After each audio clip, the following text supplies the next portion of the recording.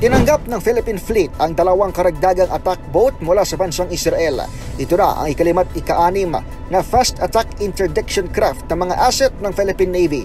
Sakay ng General Cargo Ship Coga Royal, idinaong sa Commodore East Posadas Wharf sa Cavite City ang mga bagong deliver na gunboat. Dito sa salang sa enhancement, maintenance at training ang fast craft bago makomisyon bilang PG-906 at PG-907. Nakatakdang binyagan ang mga ito sa ilalim ng Acero class patrol vessels ng Littoral Combat Force ng Philippine Fleet.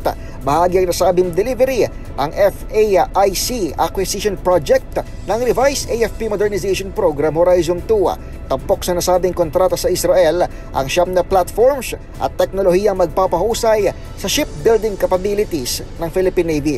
Kamakailan lamang nagsanay sa katubigan ang Philippine Fleet bilang pagpapalakas o paghahanda sa pagpapalakas ng coastal defense ng bansa.